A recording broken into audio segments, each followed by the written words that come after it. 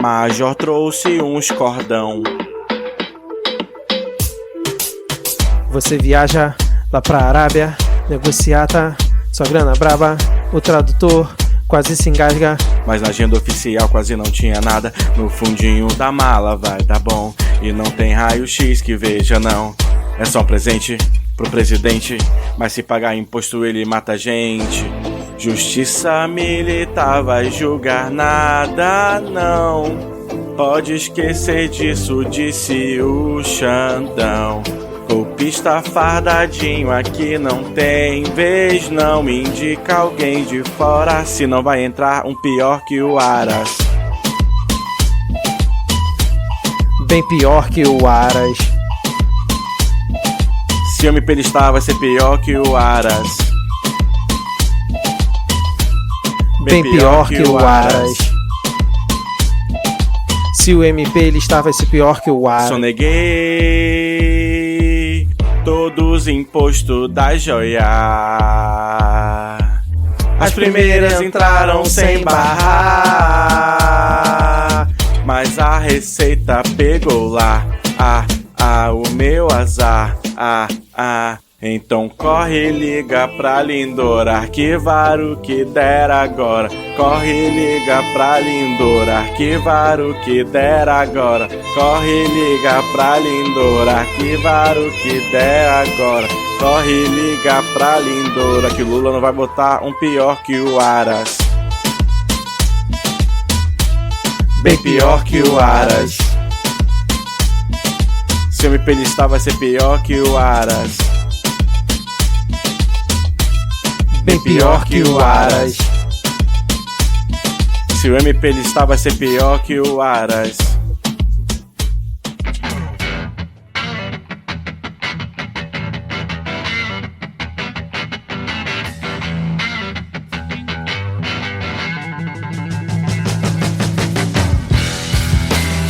Olá, cidadão e cidadã, tudo bem? Eu sou Vitor Souza, falando diretamente do dia 6 de março de 2023 e está começando mais um episódio do Midcast Política no ano em que esperamos ser o melhor da nossa jovem democracia. Aqui nós debatemos os fatos que ocorreram na última semana e que influenciaram no cenário da política nacional, com muita informação, esperança e bom humor na medida do possível, e hoje com bancada quase vazia, porque junto aqui comigo temos ele, Diego Schinello. Tudo bem, Diego? Olá, ouvinte que nos ouve e que nos lê, não sei se alguém bota pra transcrever o áudio do podcast, deve existir algum negócio desse sim. Mas hoje nós estamos aqui com a famosa tripulação esqueleto, pra garantir o episódio do ouvinte, pra garantir que você vai ficar aí bem informado das situações, ok? Exatamente, eu tinha até informado no Twitter ontem que não ia ter episódio essa semana, mas hoje a gente conseguiu aqui uma vaga na agenda pra poder gravar, e mesmo com um certo atraso a gente vai conseguir lançar o episódio. Talvez, né, dependendo de como seja essa semana, a gente tenha 2 episódios gravados essa semana, né? Porque a gente tá gravando hoje o que seria da semana passada, a gravação da semana passada, e se tudo der certo, no final dessa semana a gente grava o que aconteceu ao longo aqui dessa semana de março. Que é aquela história, o governo Lula começou, a economia começou a rodar, tá todo mundo trabalhando, todo mundo fazendo aí várias atividades, todo mundo feliz, a maioria já tá namorando, o mistério do namoro aí a todo vapor depois do carnaval, conforme o próprio Lula anunciou. E vamos lá. Exatamente, vamos lá. Então, ouvinte, espero que vocês curtam aqui esse episódio só com 2 pessoas. Tu para gravar com a gente hoje, mas de última hora ela não pôde. Então, lembrando que se você quiser mandar uma mensagem para o Midcast, nós estamos no Twitter com o perfil @podcastmid. Eu lá no Twitter sou @erro500. Eu quase nunca tuito nada na minha conta pessoal, mas eu tô lá. Se você quiser seguir, trocar uma ideia, eu tô por lá. Serve pra gente marcar e ele não vê o @erro500. Geralmente é esse mesmo. Eu sigo como @garoto do Kikão, KIKO, porque pão com salsicha é só pão e salsicha. Kikão é um estado de espírito que agora a gente come só por prazer. Não é mais necessidade de comer salsicha, porque é o único tipo de proteína que você pode pagar no açougue. Essa semana, Vitor, eu comprei o contrafilé a R$29,90. Olha aí, hein, cara. Pô, na época, no governo passado era que uns R$40, R$50, né? Porra, 46. A gente e fez um mutirão da galera do setor. A gente foi lá ei, galera, vamos comprar. Foi lá no açougue, a gente comprou lá 14 quilos de carne e dividiu entre a turma do setor. 14 quilos, caraca. Diego Esquinelo fazendo a alegria do açougue, né, cara? Isso aí. E a tristeza dos veganos. Mas aproveite aí o aquecimento da economia e se você tiver uma graninha sobrando, nos apoie no PicPay, no Padrim ou então diretamente no nosso Pix. Que é podcastmedia@gmail.com, exatamente. Exatamente. Siga lá o nosso feed de paródias, que está em todos os lugares que tem podcast, menos no Spotify, porque ele é chato e ele não gosta da diversão e da alegria que são as nossas paródias. Aliás, eu tô devendo atualizar com as paródias desse ano, que eu acho que eu ainda não coloquei nenhuma lá, mas vou colocar lá, ouvindo. Hoje vai ser estilo Petit Jornal, né? Só 2 aqui comentando as notícias, aquele bate-bola. Vamos ver se a gente faz um episódio curto pra gente poder descansar e curtir esse... Fudeu, né? 2 horas de gravação. Nunca houve uma vez que o Vitor falou episódio curto que a gente ficou menos de 2 horas, mas vamos ver. Acho que dessa vez... Não, agora é outro governo, é outro clima, entendeu? Acho que a maldição será quebrada. Exatamente. Então agora no espírito do episódio curto, sem mais delongas, vamos iniciar o episódio com o nosso bloco único chamado Inshallah. Muito ouro, muito ouro. Bom, vamos começar então esse nosso episódio com esse bloco único falando, obviamente, sobre o maravilhoso caso das joias de Michele Bolsonaro, esse esquemão proporcionado novamente por essa família maravilhosa de tentar trazer para o Brasil joias que foram dadas como um presente pelo governo da Arábia Saudita de forma ilegal. Então chegou lá o seu sheik lá da Arábia Saudita em outubro de 2021, numa viagem que o ex-ministro de Minas e Energia, Bento Albuquerque, que é um militar, foi lá num evento que teve na Arábia Saudita para representar o governo brasileiro, já que o Bolsonaro não poderia estar presente, e já ali naquela hora, aquele abraço final, naquele cumprimento, né, naquela troca de ideia, que o tradutor não sabe como traduzir direito, já tá todo mundo cansado, o sheik entregou 2 presentes para a comitiva. Primeiro foi um cavalo, uma miniatura de cavalo, né, deve ser de ouro, com uma escultura bonita. Pô, quando tu falou cavalo, eu achei que era um animal vivo mesmo. Não duvide.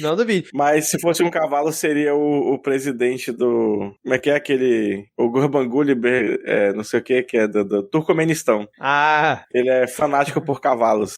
E uma outra pessoa também que a gente vai comentar ainda nesse episódio. E aí o sheik deu essa miniatura e mais um pack de joias. Eu não sei como é que se fala, né? Como é que se fala? Um lugar... Um conjuntinho. Um conjuntinho. Mais bijus. É aquele cartãozinho preto que você compra na Renner com 2 brinquinhos e um cordão pendurado. Que tá na fila do caixa, né, cara? Isso. Então, aí entregaram pra ele, beleza. Os caras simplesmente não abriram. Falaram, pô, se é o sheik que tá me dando, o cavalo dava pra ver, né? Tem até a foto do Bento Albuquerque ganhando o cavalo. Mas as joias, simplesmente, os caras receberam um presente lacrado num outro país que era direcionado ao presidente da república. Tipo assim, foda-se, eu vou levar, não vou olhar porque é do presidente, não vou olhar. Podia ter Antrax, podia ter qualquer coisa ali dentro, né, cara? E tipo assim, segurança zero. Mas enfim, chegou aqui no Brasil, parece que eles voltaram de voo comercial, tacaram as joias dentro da mochila de um assessor do Bento Albuquerque, que também era militar. E aí quando passou no raio-x, descobriram as joias estavam sendo trazidas de forma ilegal, porque o cidadão não declarou que estava trazendo isso, então logo a Receita, quando faz a vistoria no raio-x, entende que aquilo ali está sendo trazido de forma ilegal e o valor estimado das joias era de 16,5 milhões de reais. Era um colar, um anel, um relógio e um par de brincos de diamantes. Diego, você já ganhou algum presente de alguém assim, cara? E você não abriu, foi passar no raio-x? Eu só tenho amigos horríveis. Nessas horas que a gente vê, né? Vou dar exemplos aqui de amizade, né? Em dezembro eu fui num bar aqui e tava tendo um aniversário de um rapaz lá e os amigos dele simplesmente fizeram um estandarte com a cara dele e chamaram uma escola de samba pro aniversário dele. Mumuzinho apresentou Diogo Nogueira e Paulo Oliveira. Como é? Não, pera aí, volta. Não, um estandarte? Volta. Fizeram um estandarte mesmo? Sim, um estandarte 2 metros, assim. Com a cara do sujeito. Isso. E ele tava lá com a coroa e tinha uma bacia de glitter nesse rolê. Literalmente uma bacia, assim, de uns 20 centímetros de diâmetro de glitter. Excelente. E antes das 11 da noite ela tava vazia. Isso era onde? Qual era o local? Era num bar que tem aqui. Bar. O dono do bar deve ter ficado muito feliz depois, né? A decoração de carnaval tava pronta já. Quando os arqueólogos forem escavar aquele bar ali, vai ter glitter ainda no chão, com toda certeza. Com certeza. Mas olha só, meus amigos nunca fizeram um estandarte com a minha cara. Mumuzinho apresentou Diogo Nogueira e Paulo Oliveira. Meus amigos nunca me apresentaram, entendeu? A Paulo Oliveira, né? Nenhum dos dois, nessa altura do campeonato. E os meus amigos nunca me deram 16 milhões de reais em joias. Então, meus amigos, melhorem, entendeu? Aliás, tem vários amigos seus que escutam o Midcast, né? Então já fica aqui o recado. Volta e meia tem um que escuta e não sabe que eu sou eu. Essa semana um veio falar que ele passou um tempo escutando pra entender que eu era eu, assim.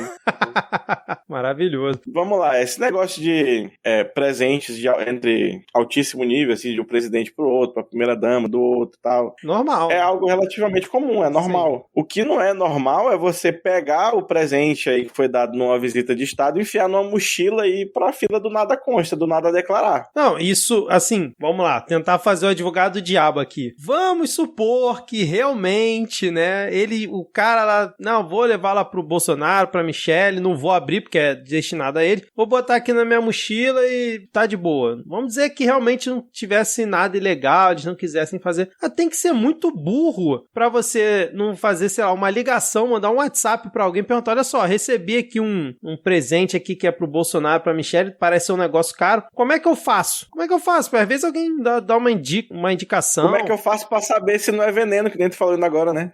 Ou como é que eu faço pra declarar? É o formulário padrão da Receita. Cara, qualquer beócio que já viajou pra fora do país, temos muitos aqui no Brasil que viajam pra fora do país, afinal a maioria é eleitor do Bolsonaro. Sabe que você tem que declarar quando você traz qualquer coisa aqui pro Brasil e quando você sai também, você tem que declarar quando tá chegando em outro país, se você tá levando quantia em dinheiro vivo, essas coisas. Então, cara, era o básico. Como o cara não fez o básico e tacou dentro da mochila um negócio de 16 milhões de reais, eu não duvido que ele deve ter posto umas roupas por cima. Vou botar aqui umas roupas que ninguém vai ver. Se passar no raio-x, ninguém vê. Então, assim, deixa claramente toda essa situação muito estranha, né? Pra dizer o mínimo. Não, e aquela coisa, tipo, chegou no aeroporto, foi pego, liga pro seu chefe e o seu chefe vai ligando pro chefe dele até chegar na Secretaria da Presidência e o presidente mandar liberar o presente. Exato. Paga a taxa e libera, pronto, acabou. Exatamente. Mas não pode pagar, não pode fazer o trâmite normal das coisas, tem que ficar tudo...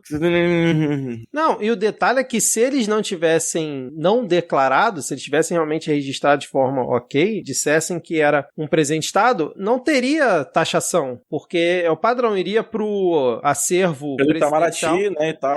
Exatamente. Mas aí não declararam, quiseram trazer o negócio dentro da mochila, o cavalo chegou quebrado, os caras quebraram 3 pernas da estátua do cavalo. Pariu. Tu não vê a imagem não? O cavalo chegou quebrado aqui, quando a Receita foi ver. Então, assim, além de fazer isso tudo, o governo Bolsonaro acionou depois o Itamaraty para tentar reaver as joias, tentou de novo através do Ministério de Minas e Energia, já que o Bento Albuquerque era o ministro à época, também não conseguiu, e depois também tentou, já quase quando o Bolsonaro estava deixando o governo, 2 dias antes, olha isso, o Bolsonaro mandou um assessor dele pegar um avião da FAB e ir lá em Guarulhos para tentar reaver as joias, dizendo que não podia, olha essa foi demais, né? Não podia ficar presente de um governo pro outro. Não, eu tenho que pegar tudo que tá aí, porque não pode ficar presente de um governo pro outro. Assim, por isso que quebraram o relógio, né? Que foi presente pro Dom João VI e tava irregular esse tempo inteiro na porra do palácio. Puta merda, é verdade. Matou a charada. Não pode ficar presente de um governo pro outro. Na verdade, o bolsonarista que quebrou o relógio, ele achava que estava fazendo um favor pro Brasil, né? O Brasil estava cometendo crimes ao manter presentes aí de...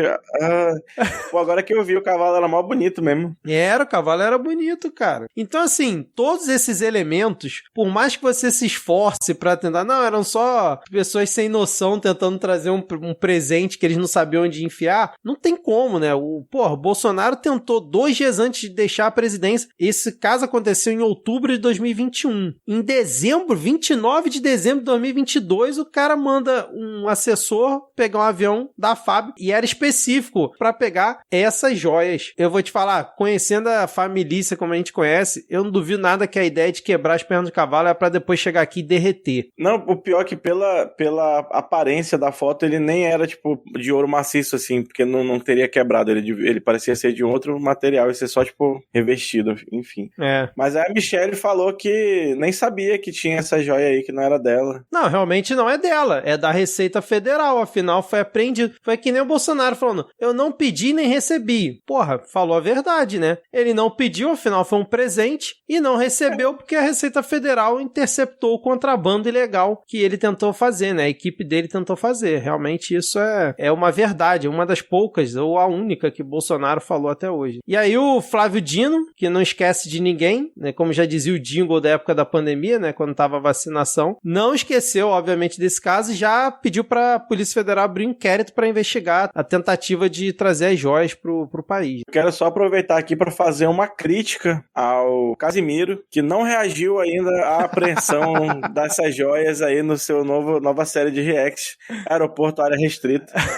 Tá devendo esse episódio, Casimiro. Mas assim, esse caso... Deixa eu ver se faltou mais alguma coisa da gente comentar. O governo ele fez ofícios, né, solicitando a Receita Federal para liberar as joias e mandar pro acervo. Só que em nenhum dos ofícios o governo dizia que era pro acervo público presidencial. Falava assim, libera aí porque a gente vai analisar e parece que realmente tem a ver com o acervo presidencial que existe. Manda aí que a gente vai analisar para ver se manda para acervo presidencial. Mas não dizia se era para acervo presidencial público ou privado. Então, até nessa tentativa já quase no final do ano passado, eles também não informaram isso. Então, os servidores da Receita acabaram não liberando, mesmo o chefe da Receita Federal tendo cedido à pressão do Bolsonaro, do governo Bolsonaro, e dizendo que era para liberar joias, mas como não seguiu o trâmite padrão da solicitação e tudo mais, eles não liberaram, e até hoje tá lá. Então até comentando se vai fazer leilão, se não vai, mas acredito que agora com a investigação provavelmente não vão fazer leilão nenhum, né? Ela deve ir pro coisa. E assim, só pra chover no molhado e não dizer que a gente é injusto,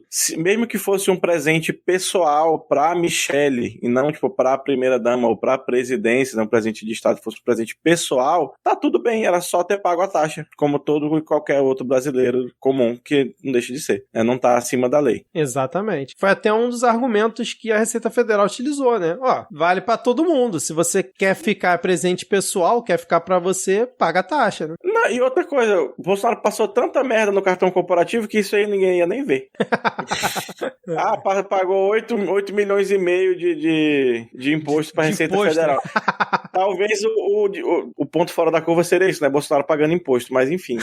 É verdade. Não, e aí parece que descobriram que teve um outro pacote de joias que foi enviado junto com esse que a Receita Federal apreendeu, mas parece que tinha um outro que incluía relógio, caneta, abotoaduras, anel e um tipo de rosário, todos de uma marca suíça muito famosa, que eu não conhecia até esse caso, que é a Chopard. Não sei nem se eu tô falando certo, mas parece que é uma marca muito famosa. E aí parece que esse também estava na bagagem de um dos integrantes da comitiva e não foi interceptado pela Receita Federal. Então a polícia vai investigar isso também, a Polícia Federal vai investigar mais esse caso, mas assim, seria bom, galera que gosta de pesquisar, né, de rastrear o que já passou, olhar os eventos que a Michelle e o Bolsonaro participaram, para ver se não tem nenhuma abotoadura ali, né, brilhando demais, né, alguma caneta brilhando demais, um relógio meio diferente, talvez na mão do Flávio. E aí a Michelle falou que não é pro Bolsonaro voltar não, né, que o fogo tá pesado. E aí com mais esse ataque o partido obviamente não foi defender, porque não tinha o que defender, né, falou que foi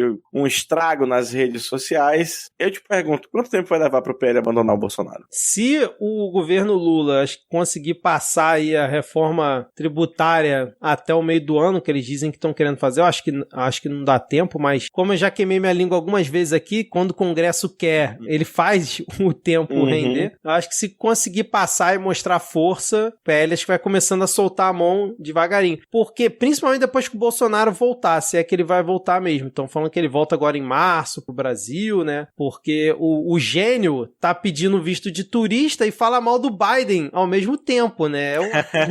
É um fato raro de inteligência. Não, é porque lá tem free speech, pô. Lá a mídia é livre, você pode falar o que você quiser nos Estados Unidos. Exatamente. Né? Edward Snowden que o diga. Pois é. Então, assim, eu não sei, cara. Acho que se o governo Lula mostrar força, principalmente nesse início de mandato, nesse primeiro semestre, acho que começa já a criar uns rachas ali dentro do PL e não sei se solta a mão inteira do Bolsonaro, mas que vai começar a fingir que não conhece, eu acredito.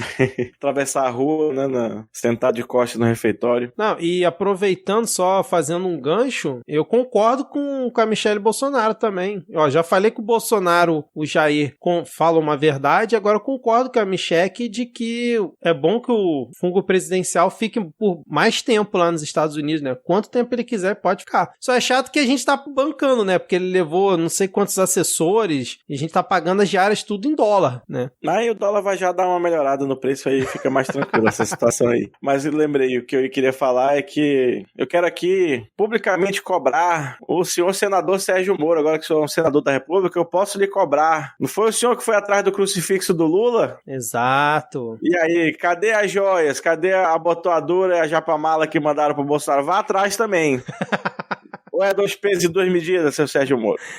Vale pro Deltan isso também, né? Porque sim, Deltan agora é deputado. Mas, ô Diego, o Bolsonaro ele tá nos Estados Unidos ainda. A família tentou ao longo do mandato trazer 16 milhões em joias. E como não deu certo, né? E tem que pagar os custos do Bolsonaro lá fora, porque apesar da gente estar bancando salário, tudo, assessor, como é que ele vai dar a volta ali na pizzaria, né? Na padaria brasileira, na churrascaria, né? Custa caro, né? Então a família vai sujar a calça de farofa. Exatamente, ainda mais nos Estados Unidos. Então a família tá tentando outras formas de recurso, né? É isso aí, cara. Eu tava almoçando essa semana numa peixaria perto da universidade e eu vi alguém falar Bolsonaro Store. E aí eu descobri, assim, no dia a dia, na rua, a existência da lojinha do Bolsonaro. O Bolsonaro que agora finalmente entendemos o que está fazendo nos Estados Unidos, está comprando muamba pra família vender aqui na internet. Né? Pré-venda calendário de parede 2023. Em março. Uma foto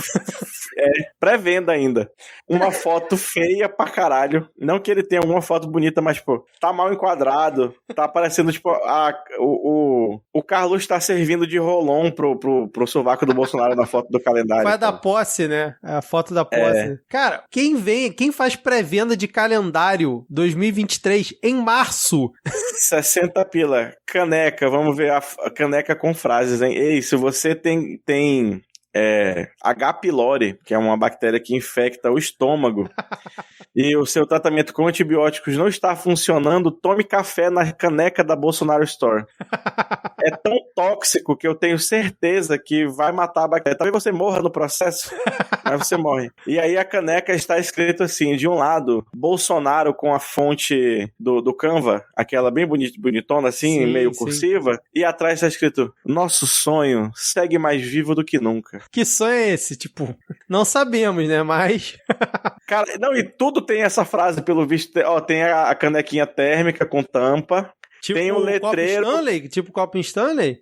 Mas pequenininho assim pra café. Uhum. E tem um troféu de mesa, que é uma base de madeira com o perfil do cidadão escrito nosso sonho segue mais vivo do que nunca. Nossa senhora. E aí eu queria perguntar aí algum bolsonarista incauto que ainda nos ouça, ou que veio parar aqui por algum acaso do destino, qual é o sonho que segue mais vivo do que nunca? Exatamente. Eu sinceramente não pesquei essa. Talvez o sonho de perder mais uma eleição pro Lula, talvez o sonho de não ser preso, pode ser, né? Já que já estamos fazendo o jabá, vamos fazer o jabá direito, né? Jabá aqui da Bolsonaro Store, para não dizer, hoje a gente tá completamente isento.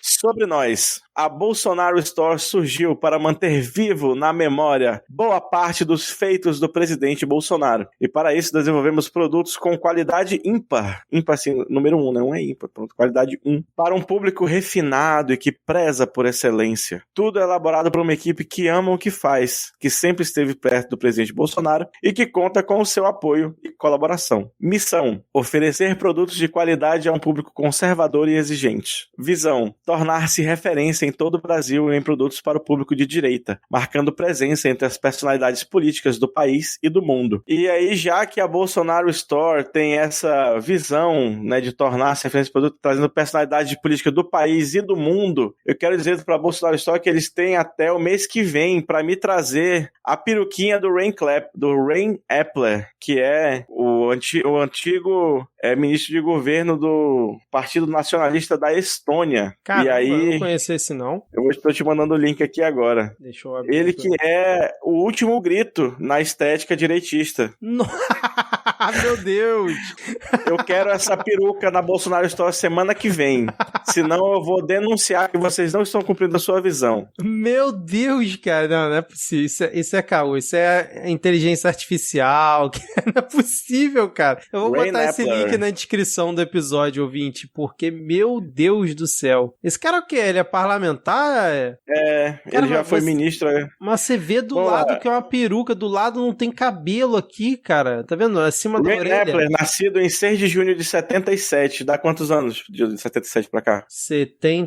Porra, aí tu me pegou. Você 23, 46? 46 anos 46. Com a carinha de 80. É um político da Estônia. Ele serviu como ministro do meio ambiente. Nossa senhora. De 2020 a 2021. E agora ele foi eleito deputado pelo Partido Conservador Popular da Estônia. Eu achei uma sacanagem com a cloroquina, porque não tem uma caneca de cloroquina, não tem nada, porque foi um dos grandes feitos do Jair Bolsonaro, né? Tentar passar remédio pra população que não tem eficácia. Cadê a caneca da Ema Gorda?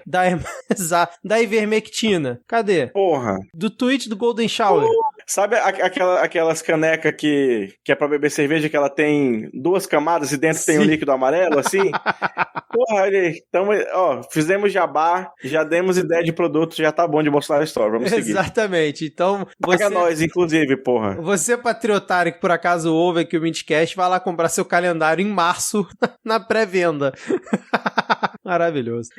Bom, Xandão continua fazendo as suas, né? Cada vez mais forte ali dentro do STF, pois essa semana que passou foi decidido que vai caber ao STF e não à Justiça Militar julgar os militares envolvidos nos atos golpistas do dia 8 de janeiro, e essa eu quero ver. Essa eu tô curioso pra ver, porque eu ainda tenho minhas dúvidas se não vai rolar aí uma reviravolta, vão dar um jeito de desviar isso. Porque por enquanto é decisão dele, né? Quando for pro plenário. Exatamente. Aí vem lá Toffoli, né? Aquela galera toda que a gente já conhece. Sim. Mas, pra quem não sabe, o Superior Tribunal Militar, ele custa o mesmo que o STF pra população brasileira e julga 10% do volume de casos e não condena ninguém, porque, né? Exatamente. Não, e vira e mexe tenta julgar civil ali no meio, né? Sim. Tenta sim. Jogar no bolo ali. Então, assim, e já que é assim, né? Já que é na jurisprudência freestyle, tá certo o Xandão.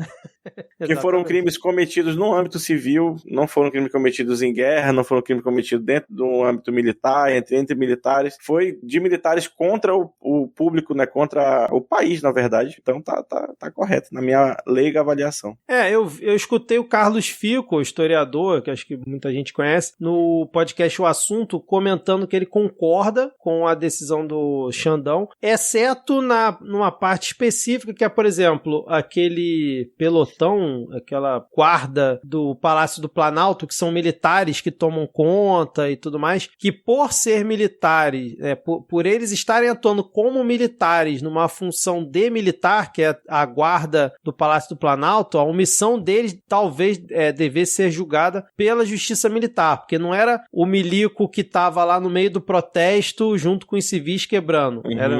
Eles estavam no cargo e não fizeram o que tinham que fazer. Então, ele acredita acredita que nesse caso talvez devesse ser remetido à justiça militar, mas ainda também não está muito claro se esses aí também vão ser julgados ali pelo STF, né? Ainda está meio nebulosa essa situação. Mas... vamos esperar chegar no plenário para poder saber melhor o que vai rolar. A gente teve, só atualizando, vários golpistas deixando a prisão essa semana, e muitos com tornozeleira eletrônica, então assim, a coisa tá andando, já identificaram mais alguns patrocinadores, né, daqueles atos em frente aos quartéis, mas vamos ver se realmente a gente vai ter bastante gente presa e condenada pelo que foi feito no 8 de janeiro. Agora, fazendo um gancho aqui, Diego, a gente tem um áudio aqui para exibir, né? Exatamente, um áudio importantíssimo, porque a internet segue sendo o único lugar do universo mais tóxico do que o pulmão de um fumante. Exatamente, então vamos escutar a Ad Ferrer, que não pôde estar com a gente hoje aqui na gravação, trazendo um aviso, um alerta muito importante. Depois do áudio de Ad, a gente volta aqui com os próximos tópicos. Fala, galera do Midcast, estou morrendo de saudade, aqui é a Ad Ferrer. Se vocês não reconheceram a voz, estou com saudade dos meus amigos maravilhosos e com saudade dos ouvintes, e acho que os ouvintes também merecem ouvir algumas coisas da minha boca através do que aconteceu na última semana. Na última semana, um grupo de transexuais que moram na Ocupa Jiboia, em Porto Alegre, foi vítima do dono, entre muitas aspas, do imóvel, que adentrou o imóvel, destruiu a área externa e depois fechou a entrada desse imóvel com seu próprio cadeado. E aí, as pessoas que moram lá me pediram ajuda para a gente divulgar mais e mais atividades lá, para que eles possam ver, né, a força que tem o Ocupa Jiboia também para a comunidade porto-alegrense. E aí nós tivemos uma segunda, o segundo incidente, entre muitas aspas, que foram os banheiros e as paredes do Centro de Artes da Universidade Federal de Pelotas, que é onde eu moro, e vocês devem conhecer o FEPEL, porque é a Universidade do Pedro Alau, aquele cientista que bateu de frente com Bolsonaro por questões de ciência. Nas paredes dentro da UFPEL tem pichos e lambes extremamente transfóbicos. Esse caso eu deixei público com as pichações, mas ele é um pouco mais profundo. Nós estamos pensando muito e estamos levando essa questão não só para a prefeitura, para a reitoria, mas também para o governo estadual e o governo federal, porque da universidade, né, essas perseguições foram para o mundo real, entre muitas e muitas aspas. Bom, eu queria conversar com vocês e, na verdade, queria dar um alerta, que é o seguinte: nós temos visto nos últimos anos uma movimentação muito gigante da extrema-direita para tentar se infiltrar em campos de esquerda.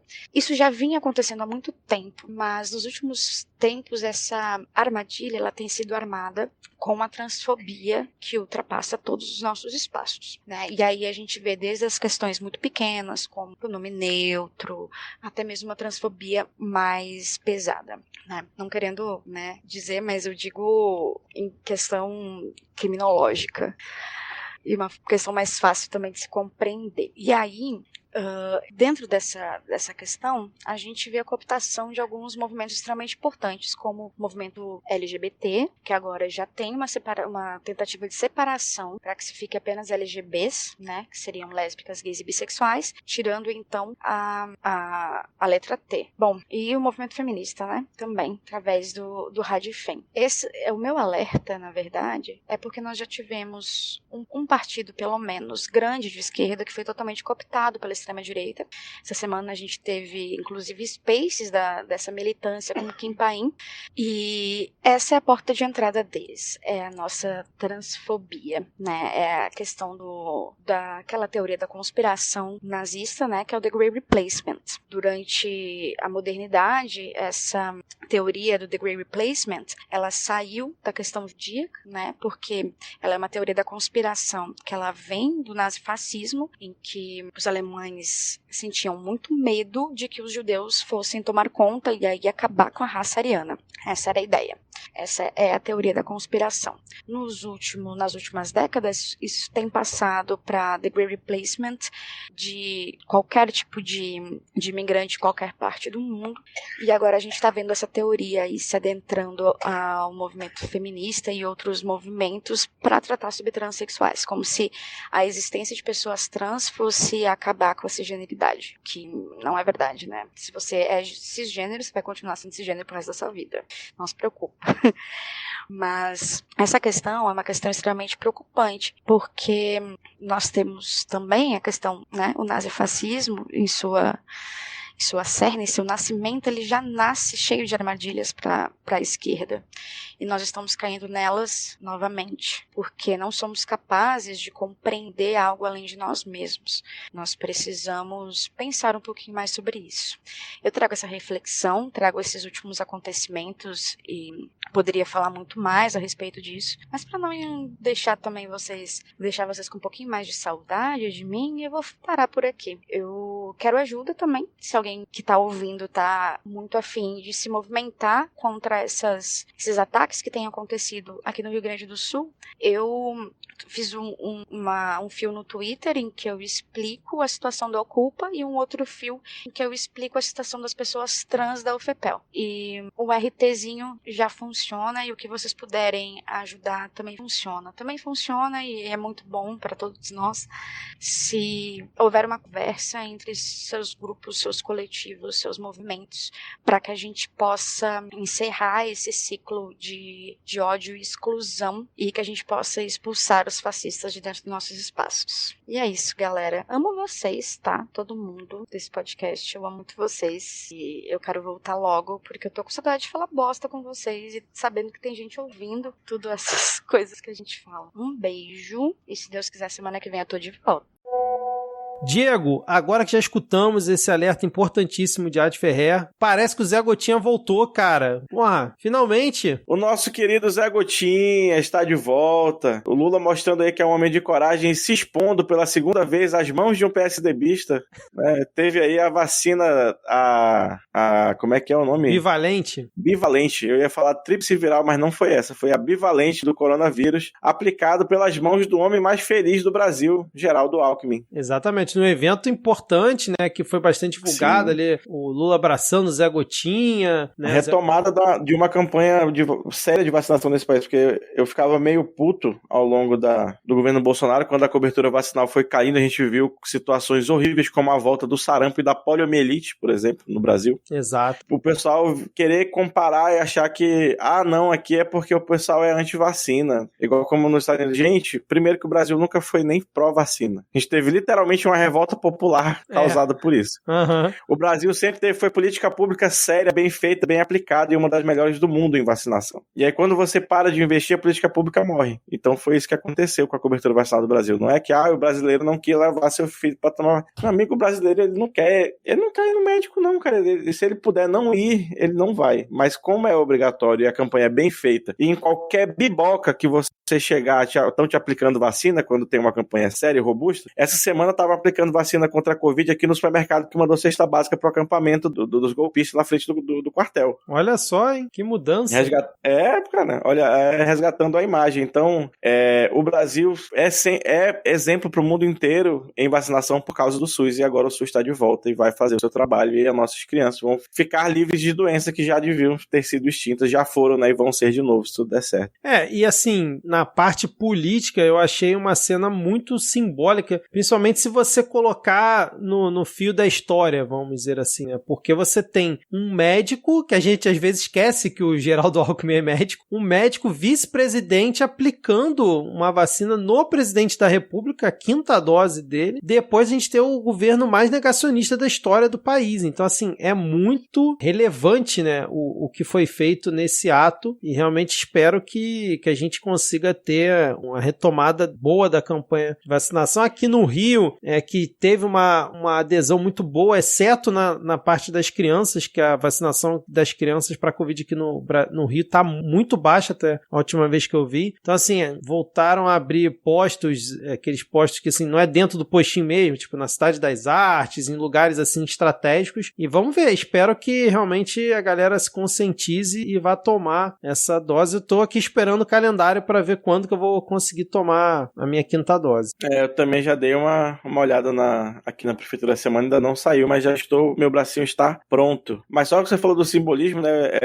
Já tinha rolado um simbolismo parecido quando o Zé Serra vacinou o Lula também, lá atrás. Exato. É por isso que eu falei que ele teve a coragem de repetir essa exposição. Então, caro amigo ouvinte, vacine-se e leve seu parente, seu amigo não para só contra a Covid, né? Vá lá no postinho que vão ver o seu protocolo vacinal completo. Exatamente. Bom, vamos seguir então aqui, porque nem só de vacinação, momentos simbólicos é feito o governo Lula, muito pelo contrário, a gente comentou aqui ano passado, a gente falou bastante que iríamos ter vários problemas e, infelizmente, as coisas que vão repercutindo mais são os problemas, né? Por mais que o governo esteja tentando recuperar diversas coisas destruídas pelo governo Bolsonaro, como a vacinação, o Bolsa Família voltando nos moldes que nunca deveria ter sido destruído, o Minha Casa Minha Vida, várias ações que já estão correndo. No Congresso, o Lula ainda não tem a base, né, que precisa para aprovar projetos de leis importantes, PECs, como, por exemplo, a reforma tributária. E hoje, o nosso primeiro-ministro, talvez podemos falar assim, né, Arthur Lira, num evento com a Associação Comercial de São Paulo, simplesmente disse que o governo Lula ainda não tem base no Congresso para aprovar propostas. É mentira do Arthur Lira? Não é mentira do Arthur Lira. Mentira. Mas é algo que o presidente da Câmara dos Deputados deveria falar num evento com a Associação Comercial de São Paulo sobre o governo do presidente que foi eleito e está há 3 meses no cargo ainda não completo? Eu acho que não. Não sei o que você acha, Diego. É que realmente não é mentira, mas... E também é desnecessário falar isso, porque todo mundo sabe. Exato.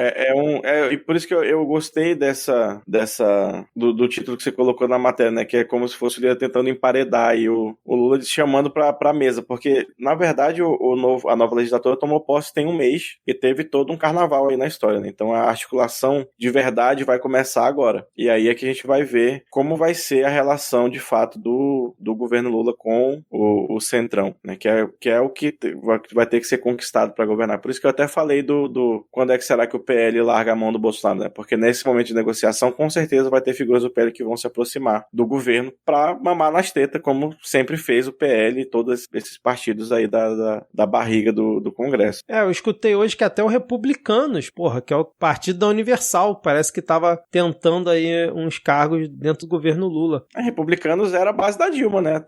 Exato.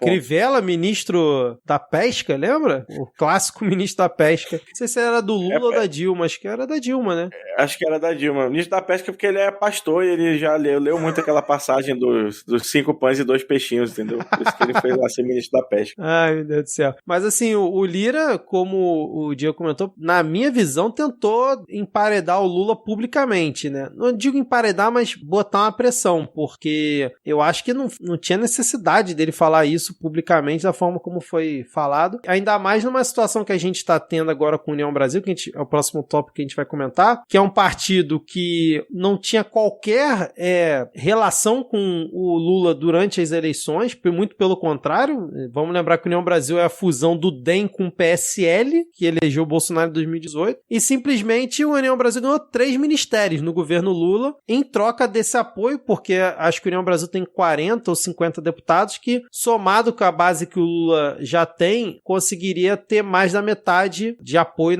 no Congresso, conseguiria aprovar projetos de lei importantes e tal, e nas PECs ter aquela negociação um pouco mais apurada. E a União Brasil até agora não declarou ser da base do governo. Ganhou 3 ministérios, só ministro minimamente... Como é que a gente vai tentar usar um termo que não caiba processo, né? Ministros minimamente... Decorativo? Duvidosos, vamos dizer Duvidosos, assim. tá. Escolhas duvidosas, Daniela do Vaguinho, Juscelino Filho, né? E aí o Lira vai e me mete essa publicamente e ainda comenta que para 2030, 2034, o Brasil tem que debater essa questão, ter um primeiro-ministro para sair sair desse emaranhado do presidencialismo de coalizão confundido com o toma lá da cá. Olha que malandrinho ele, né? Eu acho engraçado que as pessoas sempre pensam que o modelo político é o presidencialismo que tá errado. Não, é a democracia burguesa. Porque, o emaranhado, o presidencialismo de coalizão é uma porra pra se governar mesmo, mas o parlamentarismo não é melhor. Olha a Itália teve, sei lá, 30 governos nos últimos 2 minutos. O governo não dura um ano na Itália, é dissolvido e fica nessa putaria. Não sei nem como é que o Estado funciona, cara. E aí, aqui no Brasil, onde a gente não tem partidos de fato, a gente tem um aglomerado de interesse de 2 ou 3 que mandam que arregimentam uma base. Tem 2 ou 3 partidos de esquerda que realmente tem uma estrutura de partido, né? Mas esses grandes partidos que tem um monte de deputado não é um partido. Uhum. Tanto que eu sempre achei esdrúxulo no Brasil a ideia do mandato ser do partido, porque ninguém vota no partido, a pessoa vota na pessoa. Essa é a grande verdade do nosso povo, né? E aí, trabalhar com materialismo histórico é isso, né? Falar sobre o que é de fato, não sobre o que deveria ser. Então, mas pode falar, ele tava, sei lá, ele foi, hoje eu vou causar, faz tempo que eu não saio na manchete, entendeu? Hoje eu vou ser polêmico. Exatamente. E, assim, se, penso eu, né, nos bastidores, o governo não é dar uma chamada no Lira, porque não tem como, mas não rolar uma conversa para evitar esse tipo de situação, ele vai querer fazer toda semana isso com o Lula, né? É que não precisa defender, mas precisa não atacar. Exatamente. Eu acho que o começo de qualquer diálogo tá aí. Que era mais ou menos a relação do Rodrigo Maia com o Bolsonaro em 2019, né? No começo. Depois que veio a pandemia, a coisa degringolou. Mas era aquela coisa, algumas pautas o Rodrigo Maia fazia uma afago no Bolsonaro, em outras ele simplesmente não falava nada. Então, assim, muita gente estava esperando o Arthur Lira bonzinho com o governo só porque o PT apoiou ele na eleição da Câmara. Toma essa aí, pra você que se iludiu com um pouco. A galera confunde muito um apoio estratégico com fechar com a pessoa, né? Uhum. Mas muito, assim, é igual quando a gente tava, sei lá, em grande parte, até, tipo, o apoio de boa parte da esquerda radical ao próprio Lula foi um apoio estratégico, ninguém tá fechado. Eu sou sindicalista, eu já tô aqui tacando pau no governo e me organizando dentro do movimento, porque tem um campo já da base do PT cutista que já quer pelegar pro governo já no primeiro mês de negociação, entendeu? Sim. Tava rolando negociação agora, né, do aumento dos servidores. Amanhã vai sair a próxima proposta e vai bater o martelo até o dia 16, parece. Porque o governo parece que ofereceu 7,5, 7,8 mais R$200 no Vale Alimentação. E não foi aceito. Só que não, porque o Vale Alimentação não contempla os aposentados. E aí, assim, tem essa mesma negociação, a oficial é única, que reúne todos os servidores públicos do Executivo, só que tem 2 categorias dentro, né, que é o FONASEF e o FONACAT. O FONASEF é de todos os servidores públicos federais, o FONACAT das carreiras típicas de Estado, que é auditor da Receita, policial, federal, entendeu? Essa galera que é a classe A, digamos, do funcionalismo público, que recebe um salário aí já bem gordinho. E aí eles mandaram um ofício junto com o FONASEF dizendo que aquela proposta não condizia, e mandaram outro ofício só deles dizendo, não, mas se vocês derem 3,5 só pra gente, a gente topa. 3,5 além do... 13? Ah, malandro, né? Malandrinhos. E assim, na primeira reunião que teve, o governo, muito esperto, ele deu várias propostas, né, de acordo com porcentagens variadas em meses variados e tal. Mas a nossa perspectiva é que feche algo entre 9% e 12%, porque na última reunião ele prometeu ir buscar um fundo além dos 11,9 bilhões que tinha sido aprovado no orçamento do ano passado, então a perspectiva é que fique aí acima de 10%, pelo menos. Excelente. Lembrando que essa reposição é emergencial, né, porque não tinha orçamento, porque só no governo Bolsonaro a defasagem estava em 29%. Foi contar desde a época da Dilma, que foi o último aumento que a gente teve, já está em mais de 50%. 60 e pouco por cento. Exatamente. Então, assim, importante essa movimentação e importante também a gente continuar acompanhando as movimentações de Arthur Lira para que, ou como diz Thaís Kisuki, Arthur Little, para a gente, né, não ser pego aí de calça riada com alguma movimentação dele que, tipo assim, olha, de repente surgiu um impeachment ali em cima da mesa do Arthur Lira que ele tá olhando ali meio de estranho pra ele, porque custa. Inclusive, ainda não protocolaram nenhum, né? Ou já protocolaram algum? Cara, já deve ter protocolado. Eu não vi notícia disso, mas já devem ter protocolado. Na semana passada a gente comentou que a Carla Zambelli tava dizendo que a compra de imóveis pro Palácio da Alvorada já justificaria abrir um pedido de impeachment. 27 de janeiro de 2023. Câmara recebe o segundo pedido de impeachment impeachment contra Lula. Isso porque a nova legislatura nem tinha entrado ainda, hein? Exato, o primeiro foi dia 26 de janeiro, o primeiro pedido. Caramba, Deputado Ubiraçan Sanderson, do PL do Rio Grande do Sul, protocolou em 25 de janeiro o primeiro pedido de impeachment contra Lula. Sensacional. O congressista justificou dizendo que o chefe do executivo cometeu crime de responsabilidade ao declarar que o impeachment da... a gente comentou isso, eu acho. Ao falar que o impeachment da Dilma foi um golpe de Estado. Ah, sim. Acho que a gente comentou mesmo. Enfim, cara. Vamos então pro nosso último tópico, pra gente fechar esse episódio. Já estamos há 50 minutos falando aqui, hein, Diego? Acho que a gente conseguiu fazer render. Não sei se ainda tem alguém ouvindo a gente até esse momento, mas estamos fazendo render aqui. Juscelino Filho, a gente já comentou aqui sobre esse cidadão que é o ministro das Comunicações, da cota lá do União Brasil, e ele era um cara que já tinha usado orçamento secreto, inclusive para asfaltar uma via que levava até a fazenda dele, e agora pegaram ele participando de um evento de compra de cavalos, era isso, né? Compra de cavalos, né? Cavalos de raça, só que esses cavalos de verdade, não de ouro. Não de ouro. E justamente para esse evento, ele usou não só um avião da FAB, como as diárias foram pagas pelo governo. Para ele dizer que tinha agenda como ministro, compromisso, estava ele lá curtindo o evento, fazendo vídeo, participando de leilão de cavalo de raça, que parece que é uma coisa que ele gosta, né, de ter cavalo de raça e sei lá. E a gente descobre mais essa do Juscelino Filho. Depois soltaram que parece que o pai dele tinha sido mandante do assassinato de alguém, alguma coisa assim muito louca. Eu vou até pesquisar aqui pra falar besteira. Mas a gente teve mais esse caso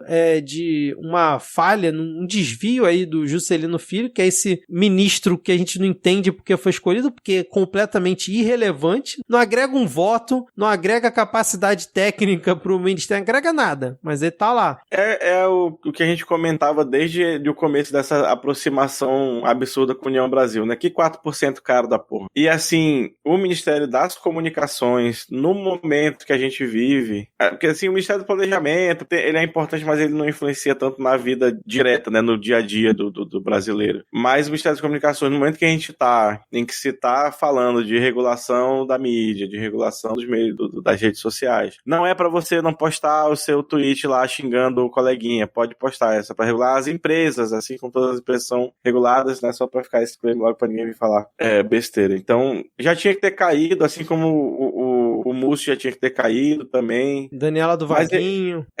Eu tô, não sei se com a impressão ou com a esperança, acho que mais do que a esperança de que quando as negociações com a nova legislatura estiverem mais sedimentadas, comece a ter uma dança dessas cadeiras aí. Eu tô torcendo que role isso, porque é uma fonte de ataque tão desnecessária, sabe? Sim, exatamente. É dar munição de graça, né? Sem o mínimo esforço. E aí parece que hoje o Lula se reuniu com o Juscelino Filho, porque a pressão tá muito grande para que ele saia, e ao que tudo indica, pelo que apurou a CNN, eu vi isso no G1 também, o Lula preferiu dar uma sobrevida para ele, para evitar mais conflitos com a União Brasil, mas eu vi na Globo News que o Lula teria pedido então o apoio do União Brasil, né, nas pautas que o PT precisa, né, que o governo do Lula precisa passar na Câmara, de que o União Brasil não se decide, né? Então, tipo, você tá com um ministro aí fazendo um monte de merda, que não era nem pra eu ter colocado, né? Que era já pra eu já ter demitido. Já que eu tô amarrado aqui e não posso, né, arrumar conflito com vocês, pelo menos me dá os votos. É o que diz a apuração que foi feita, que rolou essa negociação aí. Já que tá tendo toma lá, né? Me dá o da cá, pelo menos, porra. Ora. Exatamente, cara. Mas de qualquer forma, continua sendo um desgaste, na minha visão, desnecessário pro governo Lula. Nesse ponto, na minha visão, começa mal. Apesar da gente entender, já ter falado aqui diversas vezes, dessa importância da famosa governabilidade, né? Essa palavrinha maravilhosa. É isso aí. Mas sabe quem é que já tá funcionando a pleno vapor em 2023, ô Vitor? O quê? A maquininha de nota de repúdio da Estrela. Porque o União Brasil lançou aí uma nota falando que a Glaze chamou o Juscelino de feio, bobo e cara de meleca. É aquela velha história, a gente não gosta muito de concordar com a Glaze, pelo menos falo por mim, né? Mas ela tá errada em criticar o Juscelino Filho? Com certeza não. Tava errada em criticar o aumento dos combustíveis? Com certeza não. Mas precisa fazer isso publicamente? Né, cara? Sendo a presidente do partido do presidente da República? Essa semana tava rolando no Twitter um debate um debate esdrúxulíssimo sobre o novo ensino médio. Tem que ensinar a fazer imposto de renda na escola. Tal, eu vou dar a minha opinião sobre esse debate. Eu acho que tem que ensinar a ficar calado na escola, no momento certo. Você vê a oportunidade de falar besteira, passar e deixar ela passar. Mas na real, a fala dela foi uma fala padrão, né? Falou, acho que ele deve pedir afastamento para poder explicar que é a prática comum nesses casos. E aí o União Brasil vem com todo o seu antipetismo aí enraizado já de tempos passados, né? Lamentamos que Gleisi utilize 2 pesos medidas para tratar de assuntos inerentes à vida pública, quando as atitudes dos seus aliados são contestadas e não faltaram acusações a membros do PT na história do país, a parlamentar prega o direito de defesa. Quando a situação se inverte, prefere fazer pré-julgamento. Menino melindrado. Essa nota é o meme e o Lula e o PT, né? Aquele que vem chegando, aquele personagem do Black Kamen Rider, né? Bota assim o pé na mesa. É total isso. Mas por falar em antipetismo, você viu a entrevista da semana? Qual foi a entrevista da semana? Eu não vi. Tio Rei entrevistando o Lula. Eu não assisti, mas eu vi que aconteceu. Pô, foi massa, foi boa a entrevista, eu assisti. Lula, assim, acho que o que deu mais Tio Rei bafafá... caiu no canto da sereia total? Completamente. Eu estava lá sorrindo, mansinho. Mas acho que a entrevista foi boa, assim, o Lula não falou nada muito diferente do que tem falado nas entrevistas. A única coisa que ele falou de diferente foi que ele vai tacar o foda-se pra lista tríplice da PGR. Ele falou isso? Eu não vi. Falou, e tá dando bafafá aí e tal. E chegou, e aí deu origem à manchete que você não veria no Estadão nunca. Deixa eu achar aqui rapidinho que eu tinha esquecido desse detalhe. Mas ele falou que, vai chutar o balde de escolher o mais votado ou nenhum dos 3 ele vai? Ele falou que não vai necessariamente seguir a lista. Ele vai escolher uma pessoa que for de confiança lá. Mas aí é meio foda, né? De confiança. Defina confiança pro cara que vai ter que te investigar, né? Não, assim, ele falou, vou conversar com todo mundo, aquela história dele, né? Mas aí, cara, eu preciso achar essa coisa. Você não vai acreditar que o Estadão publicou isso. Só complementando, Diego, aquela informação que eu trouxe do pai do Juscelino Filho, ele é... Não é o Juscelino Kubitschek. Não é. E provavelmente deve ser o Juscelino pai, né? Já que o outro é Juscelino Filho. Ele é réu por assassinato de agiota. Essa é a figura. E parece que ele também já foi condenado a 6 anos de prisão por, desviar 840 mil reais da saúde. Esse é o pai do Juscelino Filho. Mas aí, você está preparado para ver o Estadão falar o que você nunca acharia que o Estadão iria falar? Sim, estou preparado. Porque ele, o terrível editorialista do Estadão, soltou o seguinte editorial: Lula acerta ao ignorar lista tríplice. Declaração de Lula rejeitando lista tríplice como critério de escolha para a PGR é bom sinal. Como toda instituição, o Ministério Público deve estar sujeito à lei e não a pressões privadas. Rapaz, tem certeza que não é o Estadão fake, não é o perfil oficial, é no site mesmo, tá lá. Tá lá. Só não tô conseguindo pegar a íntegra da matéria aqui porque tá com adblock, mas eu vou jogar no Profit, vai dar. Por essa, realmente, eu não esperava. Eu confesso que eu preciso esperar pra realmente ver a decisão do Lula, mas, obviamente, dependendo do nome que ele escolher, vai dar muita confusão mesmo, porque na época do Bolsonaro, quando ele escolheu o Aras, deu muita confusão, e dos dois lados, né, porque os bolsonaristas ficaram putos com ele também, dizendo que o Aras era petista, e por ele não ter seguido a lista. Então, assim, vamos ver quais argumentos o Lula vai usar quando chegar a vez de escolher o nome, né? E se o Senado vai aceitar, porque dependendo das figuras que estejam ali na comissão, que vota a aprovação do PGR e depois vai a plenário, não duvido nada acabarem fazendo uma surpresinha pro Lula em relação a isso para tentar enfraquecer ele, né? Mas assim, saindo um pouco da zoeira e vendo do ponto de vista mais pragmático, eu acho que não tinha nem como, nesse caso específico, o Lula manter a sua postura de estadista, porque o Ministério Público é algo notadamente tendencioso contra ele, né? E aí não só o Deltan, mas a esfera de cima, assim, do Ministério Público Federal já pintou e bordou, né? Então essa galera não vai eleger uma pessoa que vai fazer esse trabalho de forma imparcial, digamos. Isso é verdade. É o Lula revanchista, agora que eles vão... E tem um porém, e tem que ser um PGR que tenha coragem de investigar e denunciar o Bolsonaro em todos os crimes que estão sentados na gaveta do Aras até agora. Também. Acabei de lembrar desse detalhe. É verdade. Então, se for um bolsonarista lá que tirou foto com o Bolsonaro e tal, ser estadista é uma coisa, ser burro é outra. Não, e tá arriscado o Aras tentar correr com tudo que ainda tá parado, dependendo do nome que seja ventilado, pra justamente arquivar tudo antes do outro assumir. Não duvide uma manobra dessa. A Lindora se esforça pra isso, toda semana. Sim. Toda semana ela tenta arquivar alguma denúncia contra o Bolsonaro. Mas é isso então, fechamos por aqui. Isso, 1h04 de gravação aqui, Diego. Faz mais ali a edição, os cortezinhos, vai dar quase 1 hora de episódio. Então, amigo, amiga e ouvinte, espero que você tenha curtido esse episódio um pouco diferente, só apenas com 2 pessoas, a dinâmica muda um pouco. Eu, principalmente, acabo tendo que falar mais do que eu gosto. Mas o que eu já acho bom, porque a gente sempre quer ouvir o Vitor falar mais.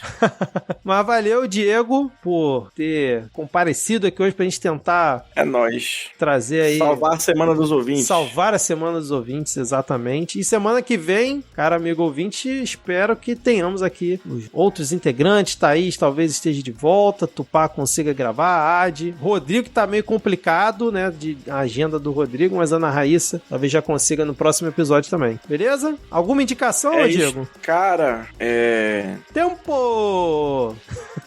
Eu terminei de ver a segunda temporada da Freda Guerreira. Foi legal a segunda temporada. Boa. Warrior None. Muito bem. Eu tô assistindo uma no Netflix que é As Leis de Lydia Poet, que é a primeira advogada da Itália, e mostra ali a história dela e tal. Só que eu achei que essa é uma série de um jeito e tá tipo um Sherlock Holmes feminino da Itália. Eita! Mas tá legal, tá divertido. Tô curtindo. Eu já assisti outras coisas também que eu ia indicar, mas eu vou esquecendo ao longo do caminho. Então vamos fechar por aqui, senão daqui a pouco tem 10 minutos de indicação. Valeu, Diego, valeu, ouvinte, e até a próxima semana. Valeu, gente. Tchau.